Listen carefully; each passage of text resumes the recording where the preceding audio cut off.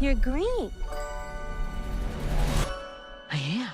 Hey, this is Jon M. I'm the director of Wicked, and I'm here at the IndieWire Studios in New York to talk about the making of the movie on the Toolkit podcast. Normally with a film adaptation, it's about how you shrink it. It's about how you fit it into a 2-hour thing. Yeah.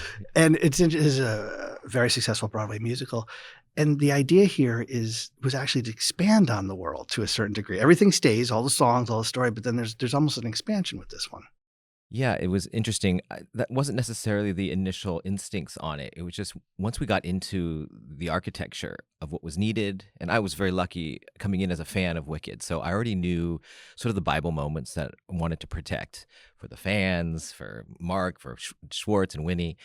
But when we were digging in, I remember missing parts in the show itself, that it goes by so fast. And what we did for months and months, where we just went line by line by line of both the stage book and also the current script at that time. And I got to learn why certain things happened, why certain scenes got cut, what they felt was good or bad about those things. And I just listened. Mm-hmm. But sometimes I would ask a question like, but why does she do that thing? And where did she get flight? And what is her relationship with gravity exactly? And sometimes there were answers. Sometimes we were like, well, you just have to go with it. And those, you have to go along with it. Those things can work in theater, but in a movie, I know that the stakes are a little higher. The audience has a little bit higher bar to cross. So that's where we realized, like, we're either taking songs out and changing the story dramatically to fit in one, or we're giving this room to blossom. And we knew that the heart of this was that relationship, to believe in that relationship, to believe in their changes. And in order to do that, our number one priority was to clear the way for those things. So it became very clear that it was sort of the only way. Did the decision to do 2 films predate you, or were you part of it? Was that The debate predated me. debate? But I think when I came in, I made it. Your I think questions might have my questions definitely sealed the deal. And we had to make a decision. When you, as I always say, like when you come in as a director on something that whether it existed before or whatever, like you have like 2 months to make radical decisions. After that, you're part of the machine. Mm-hmm. So in those 2 months, I do the biggest, most boldest things that from the outside I can see very clearly, but maybe from the inside it's harder. And that was one of them. Like, hey, if you guys are going back and forth, you're never going to get a great one movie of 2 parts. You're always going to be in the middle of 2 things, and it'll never work. You have to commit. So let's just commit to 2 movies right now. We know we need that room. Mm-hmm. Commit to it. When we shoot the movie, when we edit the movie, that's 2 years away. If we want to change it, we can do it then. But we have to focus here. That's the only way forward here. And we have to make sure that movie 1 doesn't feel like half a movie, that it feels like a complete emotional story, that if you don't know anything about Wicked, you think that can be the end. If you can't do that, and that's the hardest thing, and honestly, we can put it out on paper as much as we can, but you don't know until you really cut the movie together. But if you can get the plumbing in there, then you have a shot at making one movie so complete that we can get away with that. And what we found was it just naturally really found its way when you move backwards from Defying Gravity. That's where I was going to go. That's actually my 8th card, but I'm going to actually Yes, go to the second okay. part, because it feels to me, when I went to see this film, and I got to see it a little bit early, and I got drilled by questions, including by people here. And that it was fascinating to me was that everybody's question was the same, was, does it work as one movie? And my answer, to me, that's remarkably so. But it strikes me, working backwards, that Defying Gravity, so much is riding on that being this climax, right? Absolutely. I mean, what a gift to get Defying Gravity as the last thing you leave the audience. But if you just use it as a closing number, it doesn't. It is the middle of a story. So we really put that stake in the ground and said, okay, in Defying Gravity, the audience has to want that more than anything. Has to be rooting for that moment from the beginning of this movie. And that's not maybe necessarily with the 2 coming together, what emotionally I think the audience is necessarily, Absolutely. It's a relationship movie. So that relationship will continue into movie 2. So it can't be the end of or beginning of a relationship. It has to be about Elphaba. And by clearing that way and say, okay, this is Elphaba's journey here, it really clarified what we needed. Okay, so in Defying Gravity, if that's what we're rooting for, then where's her wish? Okay, in Wizard and I, that's where she sort of has her I Want song, which is always there. But what I found in dissecting this was our perspective. And that took a little bit to find. What I realized is in the show, you walk into a theater and you are in Oz. It's decorated that way. You're probably dressed up, and the bubble comes down, and you absolutely buy in. And then the green girl drops in, and she's like the odd one out. Oh, haha, look at that's a witch in this beautiful world. When we started making the movie, our Cynthia was like, I'm not a joke in this. She is not a joke in this. Elphaba has to be a full person. And it really clicked for us. We understood that. But the perspective of a movie audience is very different. When you walk into a movie, you have to be convinced. So you have about 10 minutes to convince the audience that whatever world you're building, the rules that you're building are enough for them to buy in. So now you walk in and, oh, it's a musical, and they're singing and they're dancing, and a girl in a bubble, and there's images and iconography that I recognize. Am I buying in? And then the green girl drops in. And in our movie, she's us, the audience, because she's like, what the hell did I just walk into? They're singing and dancing here. Like when she walks into the dorm room in that first scene, I love that because it's like pink and bags, and she's this green girl looking around, being like, "These people are crazy." It's like Pleasantville, like this idea that Elf in reverse, and she then goes through this stuff, and then in Wizard and I, everything quiets down. She's gotten the opportunity to be in the school, and she whispers those first words. Did that really just happen? And it's in a melody. And you're like, oh, she can sing too. And then that song grows into such a huge song. Like she can sing better than anyone in Oz. Mm-hmm. That using the form itself to then unfold the reveal of who our main character will be that you have to root for really changed our compass on where to go. Because once you do that, then you can show her slow ascent. I mean, that whole number is the ascension. She goes from the very bottom of shiz, like below the ground, actually, like right on the cusp of water, but not touching water. Mm-hmm. We never let her touch water. And it slowly builds on the staircase. And the first things to pay attention to her are nature. It's green frogs, and she woes up, and the little green cricket, and all of them are finding ascension. The frogs are in the water. The crickets start to fly. The birds start to take off around her. The bees start to come towards her in the thing. And as she goes into the field, it's the bluebirds, it's the butterflies, and she gets all the way to the edge at the highest, most ascension moment that she could take off. We have to plant flight there too, because what I found in Defying Gravity is that can't be unearned. She can fly? When did that happen? Not only emotionally does she have to go there, but you have to have grounded this fact that there is a defying gravity sense. Yes. Even in the library scene, it seems like you're slowly building up Yes. this sense of you could become unanchored, Yeah, and we had to ground it in what is her power. And that's a ambiguous question. But this is one of these questions, right? That's for the very beginning appeared, and you're like, well, is the broomstick carrying her? Well, then her weight. Jon, they've been flying around on broomsticks for decades. I'm looking at all the history of witches. You're like, okay, if the broomstick's pulling her, then her weight when we do her flight, it's all have to be on there, and she's dependent on this broomstick. It can't be that. So what is it? Oh, it has to be a relationship with gravity. She has a relationship with gravity, and that's why we set up when she's a child, and we had to put the children's stuff in, which is not in the show, to show her in her youth that she does have this relationship with gravity. She doesn't know how to harness it yet, but it extends her emotion. So the rocks go up and they go. And in Wizard and I, she makes that little extra leap that you're like, okay, she has some extra special ability, and we'll see where this goes. And so that attaches to Defying Gravity ultimately in the end, because we'll plant these little moments of relationship with gravity. And when she thinks she's going to fly in Defying Gravity, we had to tear it apart a little bit. We couldn't just be one thing. When she gets to that window, she goes, "It's me," and she runs to the window, and she's supposed to fly up. That's what everybody expects in the show. That's where it like takes off. But when we did it in storyboards, and I would present to the crew, because I would bring them all in the room and I would present each musical number. I'd walk through what lyric and what is happening so that they all knew what to build. It wasn't all necessarily typed, like put into the script. And it felt she didn't earn flight.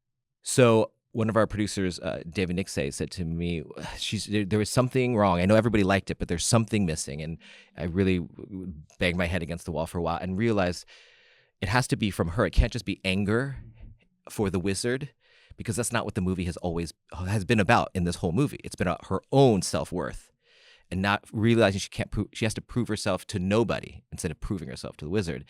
And it was like she has to fall. So that moment she goes through the window, and it would shock the audience because they think it's the highest point, but she's gonna go to the lowest. And as she falls, the whispers of her whole life of "you can't do this, you're not good enough" will go into her, and then her reflection in there is her younger self. And to me, that was the moment that she finds purpose. Like, this is for my younger self. This is for me, or for every little girl out there. And then when she reaches out, she gets the broomstick, and the broomstick is sort of a wand for her, a harness for her to then go up, and then she can say, "It's me," more authentically, more clearly, as a character that we have followed and said, yes, now she can say it's me, and then she can sing the song. So it's all tied together in very intricate things that we had a lot of conversations about. It's a remarkable scene, and it is very hard to stage vertically. It's Yeah. very hard to stage vertically, and I honestly can think of maybe two other people that accomplished. Borzage did it once with Mhm. seven. I mean, what you were able to do in that sequence. But I also struck me that in some ways, not just you, but you and Chris Scott and Alice Mhm. Brooks have in some ways been working on gravity and movement and Yeah. this and in some ways that sequence almost feels, I mean, I know you're going to continue to make movies, so I don't want to say the culmination, you're all young and whatnot, but I mean, it does feel like a culmination of a lot of things the three of you have been working on for a while. Absolutely. We were talking about the other day that, oh, this is like, we are indeed all this stuff for this movie, which is kind of crazy to think All about. back to like League of Extraordinary Gentlemen, Yeah, right? yeah, all back. I mean, I worked with Alice on our first musical in film school, and begged her to do my student short, and she was just like a semester older than me, and she agreed, and we went through that period. And then when we met Chris, I don't know, after that, it was like 6 years later, which is now, I don't know how a long time ago. We all started working together on LXD, the Legion of Extraordinary Dancers, and that was 30 episodes of these 10-minute, 15-minute pieces, and each one had a different style of dance, different genre of storytelling, whether it was noir or western or whatever it was. And it was our laboratory. We tried things that the camera sometimes ruined the dance for, and we realized, oh, if a roboter just wants to move his finger, don't move the camera. You're going to run over him. If a b-boy wants to jump and flip, let's go with that energy and extra it for him with our camera.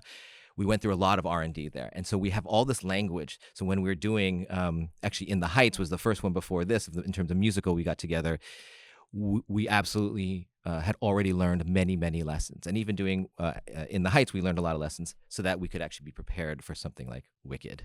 I want to pull something out that Alice said. Every decision, light and camera work, was driven by our shared vision of capturing the emotions of finding your best friend and the heartache of being pulled apart. That's obviously the narrative here. That's part of, what gives this film its standalone drift. But I'm wondering if you could talk about that, because for all of the world building and whatnot, it all kind of seems to come back to how it's constructed with these two women. And it seems like that's almost like an organizing principle of a lot of the Absolutely. visuals, right? Absolutely.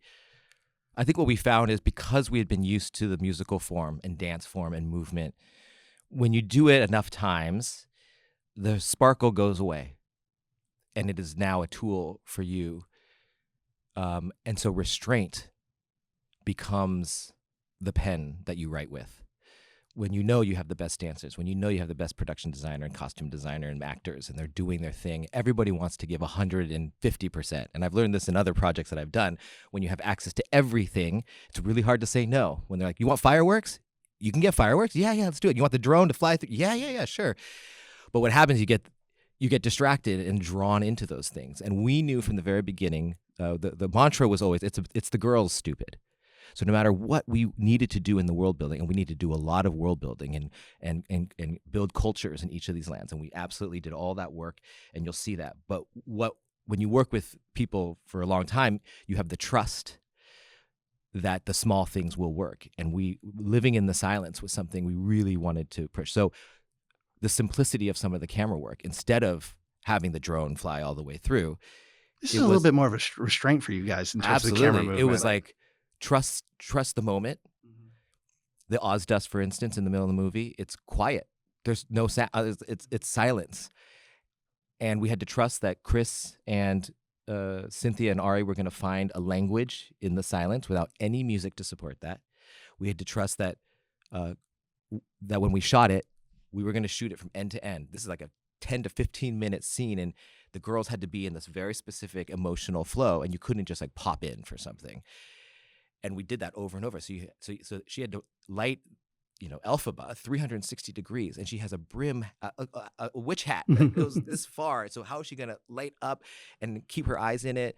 And Cynthia was in it, and Ari was in it, and they're on the cusp of tears or not. And if you mess that up, you mess up the whole thing. You miss it. And so I think that restraint of let's just let the palette talk, let the movie speak to us.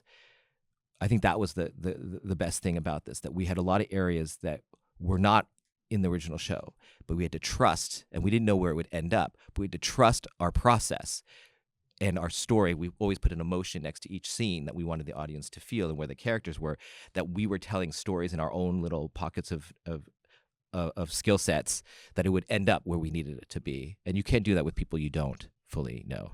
It sounds a little simplistic to saying it light and dark, but there is something wonderful about this. It's like, and I don't remember who said this, one of your cast or crew.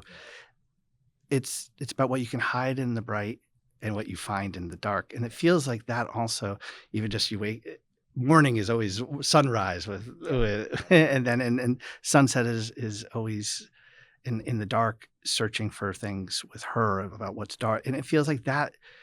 I know that sounds overly simplistic, but it feels like that's even just an organizing principle of like this world to a certain degree. Yeah, I mean, our Alice and I always talk about playing in the shadows. That's something we watching Conrad Hall and Searching for Bobby Fischer. Like, we both love that movie, and we're like, what is the special sauce in that? Is it because a lot of it's like indoors? They use the sunlight and they play in the shadows. And Conrad Hall's always said play in the shadows, and so we love this concept of that. And when you have a story like Wicked, where literally it's metaphorical for all those things, you get to really do that. I think about even in Popular, which seems like such a fluffy, fun number in the show, but actually there's a lot of stuff happening. I mean, this is where they fall in love, really, and they've just connected. And rather than be super theatrical, we wanted the things in the room. We also can't cross magic, because Elphaba has magic, but Glinda doesn't. So it couldn't be so magical that suddenly it didn't make sense in the story-wise. So we built these like contraptions in the room that would unfold, that were basically the whole room was her closet, essentially, that we didn't know. But that light coming in was the sunrise, and it was going to be a pink sun. And I love that they sort of come together in this pink, beautiful light. And pink does go well with green in that mirror moment. And again, we take our time pushing into that moment and seeing Cynthia and Ari drive that moment, because they're feeling it. Every time they look in that mirror and she said those words, they would burst into tears. And so we had to just we had to have a lot of restraint to hold those things. I feel like a whole generation is getting an education on complementary colors through this movie. Yeah. One of the things that is in the dark is that animal world. I want to talk about that, but I'm curious, was that something that was also hard to, was there a lot of Jon questions around that? Because I imagine there's a thing here where like so much of the darkness and the political darkness of this lies in that world. And yet it's talking animals. It's a whole thing. I imagine they didn't have anything like that on stage. Was that a tough thing for you and your team to figure out how that was going to move and feel? Yeah, a lot of conversations early, though. I will say that what you said before was really interesting, that the con happens in the light. Yeah. And the truth happens in the dark. And so all the animal stuff is in the dark. When he's teaching the ways of what the wizard and the school has asked him to do, there's a light. When he's telling them the truth about where animals have been and the history of animals in Oz, it goes dark. He brings it into the darkness. And for the animals specifically, when I came in, we had designs as human animals, like from the show, and it got really creepy. Like, does a goat have human hands? Does it have hoof hands? Does it have part hoof, part human hand? I mean, that discussion It get weird. Was like super weird, yeah, and uncomfortable. I think if they are walk like regular animals that we know, and instead of fitting and making them vertical, upright, that we give them accessible things that have been provided for them in this land of Oz, like Oz has been accessible. Tables are different shapes to fit different animals, and Dr. Dillabin, the goat professor, has these contraptions at his. And we spent a lot of time that you don't even see in the movie of creating the culture of these animals that they have. Their hooves can go into these contraptions that they can write on the chalkboard, or they can step up into the projector and click it, and he can buck his hind legs to turn off and on the lights. These were things to say, hey, these things exist, and the animals exist as they are, and they just speak. So that when these accessible things start getting taken away, the door that opens in two halves now get pushed through and get sealed because it's now only upright Ozians that are coming into play, that that we understand the takeaway instead of a Pinocchio thing where suddenly they gain a longer tail, which then you're like, well, who's doing that? How are they doing that? There was a lot of questions, but it was about the man-made accessibility things being taken away and their voice going away, and cages. It made it much more I don't know, it felt more relevant to and connected to a real situation of these animals. It's interesting. I don't want to get too far into this, but I've noticed there's a lot of conversations about this film in context of politics and being political. And what's interesting to me when I think about that animal stuff is that's baked into Wicked. Oh yeah. Do you know? I mean, I feel like there's not. I mean, that's a charismatic leader who lies. Who gaslights a community that this woman is wicked just because she's standing up for marginalized group of people in the society. How could that be? They're going after the educated, and they're scapegoating. Well, in this case, I want to say people, whatever. Yes. And it feels like that. It's like that's something. I know. It's just something that's part of this. That's just part of this world to a certain degree, right? It's prophetic for sure. But also when I saw it in 2002, I was in college. So I was growing up. I was seeing the world for the first time. A year after 9/11, we're going into war. America's in transition. And everything is scary all around.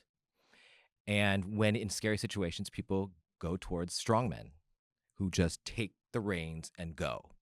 And I think it was an interesting time, and Wicked sort of speaks to that. Wizard of Oz was originally written at a time of America in transition, from the Dust Bowl period to going into war, and same with the movie. When the movie came out, they had similar situations. So the American fairy tale is, they always say, like, oh, it's put together with American parts, resilience, self-reliance, and optimism, and that's what he wanted to create.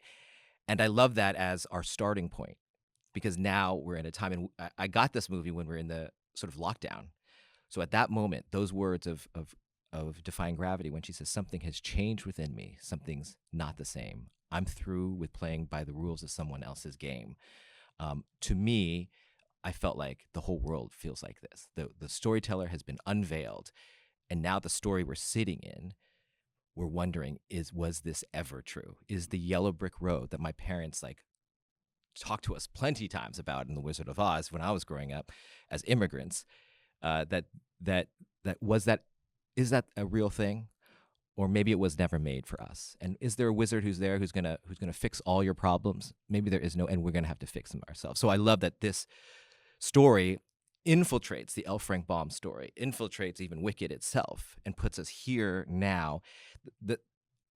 And is a path to, in my mind, transcendence. In at least movie one, there's a longer path that we'll get to, but in movie one, it's when you find the truth. It's not even about the actual thing of the animals and the wizard. It's like, when you find out the truth, when you wake up, what are you gonna do? What's your decision? Are you an Elphaba or are you a Galinda?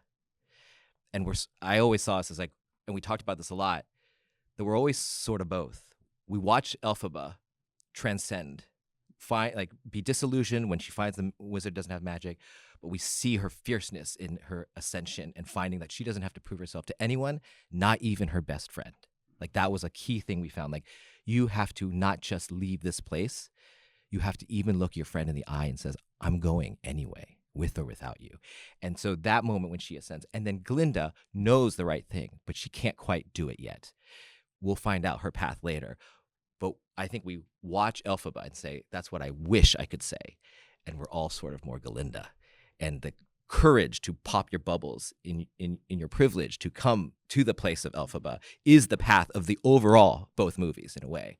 And I think that helped us understand what we were saying in this. So it's the timeless thing, though. Sorry, this is a long Oh, answer. no. I've thought a lot about this. We're good, but the timeless thing about it that never ends is the resilience of human beings and what we can do and what we can get through.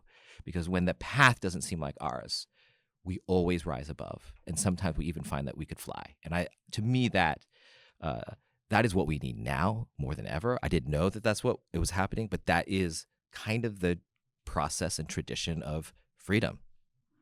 It would play no matter what, but it does play a little different after, then imagine this on your calendar, like everybody, it's like November 22nd circled and November 5th circled. And it does feel, it is hitting. I saw it before November 5th, but it feels like it is hitting with people that are now have seen it after in that way. And it can fit into anybody, however you think. Like everyone feels different. I always say, like, technology has brought us all into the same dorm room, and we're suddenly all roommates.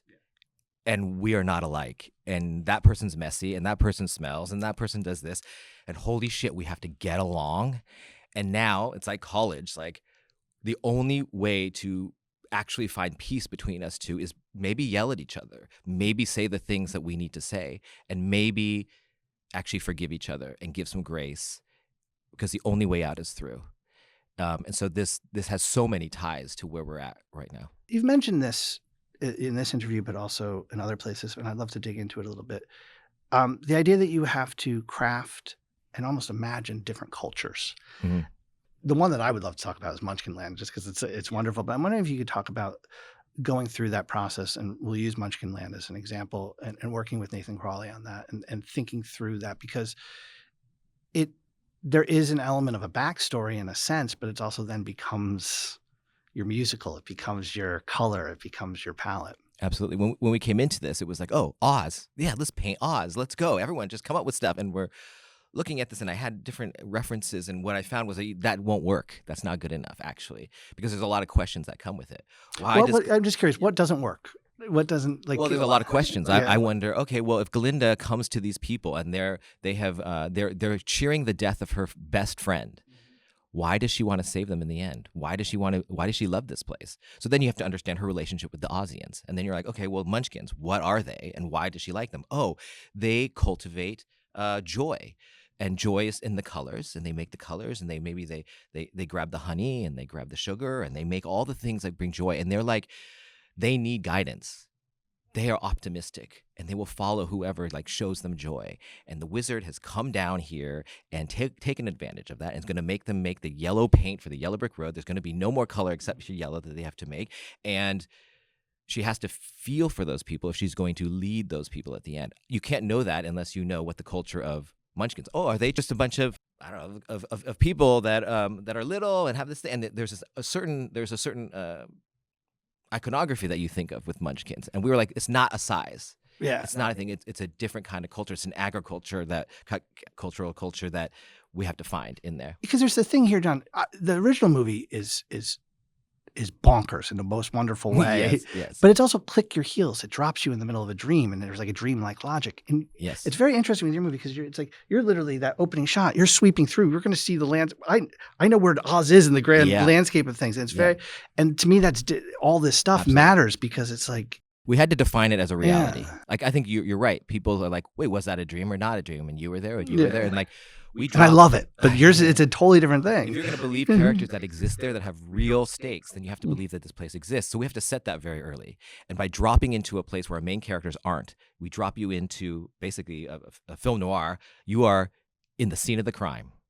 And that's not blood, that's water. And you know how, and some people know how deadly that water or could be, and not. And you see evidence, and you get every piece of evidence: the blue feather, a glass broken. You will find out where all these things come from, and then you end up on the iconic thing that we last left these people, this hat. And then the flying monkeys take you out across land to again show you, it's like, this place exists, not in someone's mind, but it exists here, and we're going to now. And with that cut to the Munchkin running through the fields, the kids, with dust and dirt, was something that we wanted to say, and it's going to be messy. And yes, you're going to have the great spectacle, and this is going to be fun and all these things, but like, these are real cultures. So, and that even the thatched roof, those are real thatched roof that he built. We built a real Munchkin land. We planted 9 million tulips. Nathan Crowley's he's a naughty one. He was like, we're planting 9 million tulips. I'm like, that would be great, but we kind of only need the 2 rows, no? And they can fill in the rest. He's like, no, you got to see these pictures. And I was like, oh yeah, we got to do that. And the studio was like, yo, you can't plant it, da da da. We got to figure out how you're going to even build Emerald City. Our budget's not even set yet. And he's like, well, I had to plant it last month, so they're already planted. And when those things blossom, they basically tell you kind of the range. And when they do, you have like 7 days to shoot it before they wilt. So we had the space in our, of course, with like Michelle Yeoh and Jeff Goldblum, they all had very specific times they could shoot. Johnny Bailey was going back and forth. Bowen Yang was going back and forth. And we had this little ambiguous area that we're like, at some point, we're going to have to go away for a week and go shoot those things that we planted 6 months ago. Anyway, it was, so all those things were considered, and we had to set up that touchability really early in this movie. And that land actually becomes sort of our like Back to the Future town square, because that is where the house has fallen. Actually, if you watch it, you can see the fallen house in there somewhere. But we didn't want to call attention to it too much there. You'll see it when the yellow brick road is being built there later. So we'll revisit this sort of center of our storytelling throughout time. So yeah, and the amount of emotions when you see the yellow brick road in person when you're shooting a movie. I mean, grips were crying. There's obviously a lot of VFX, and it's wonderful VFX. And even that tulip field, you got to somehow combine it with what's on the back lot. So we're not going to say this is all, there isn't a lot of CGI in here, but there is something here about the physical, and it feels like I read something. The amount of, it was something like 17 stages. 17 stages. And our field was like, I don't know the exact stat. Four football field, American football fields. Yeah, it was. But that idea that these spaces needed to exist seems to be important. That was a big thing for us, and that was a big thing for VFX. When we were talking with Pablo, he's like, build as much physical as you can. It helps us. And so with Nathan and Pablo, ILM and Framestore, and we talked a lot about the animals. I mean, Framestore was all over Dr. Dillerman, which is a real relationship, and the flying monkeys are so iconic. ILM better kill that thing, and Defying Gravity, of course, like it doesn't exist. But it's when we all came together that it was really magic. So in Munchkin Land, like everybody needed us to build as much as we could, and this is Oz, so I'm pretty good at manipulating people of getting the money to go do that. But we also there was a higher thing that this is the Munchkin Land. This is the Emerald City. This is all of our legacies. So we have a higher standard to go after, and I think that's the power of cinema too. So building thatched roofs that were actually, we saw these thatched roofs when we were staying at a hotel in the middle of the country in England, and we're like, that is Munchkin Land. And so he got the builders for that and built it, and they were crazy. It's why they don't exist anymore, because they disintegrated when that rain hit and things. So yeah, it was really beautiful. 60-ton Emerald City train. The head of the wizard is actually built. But again, it was all in service of giving the audience something that maybe we haven't tasted in a while, and something that you can't fully define and put in an email. You're just like, we know what it feels like to watch a movie this size, and this is the one. This is the one. It's an IP that's never been animated, never been shot on stage. This is it. Let's go. What kind of shape are you on the second one? Is a year going to be enough time? Are you? Is the minute this press tour ends, you're back at an edit bay with VFX? I'm already in the edit bay. Yeah, I cut both of them at the same time. You did. I had an assembly of both, and I showed the studio a year ago. So you did it. You shot it. You shot and edited it as if it was like we have a great editor. Myron is amazing, and we cut both to give us a sense of where we were headed, because I could not cut blindly in movie one. That would have been torture, and I wouldn't know. So I put it away in January, and now I'm opening it up again to look, and you have a different perspective when you come back to it, and it's pretty grand and has a very different tone and feel, and I'm excited for the world to see that. Oh, congratulations on this one. Thank you very much.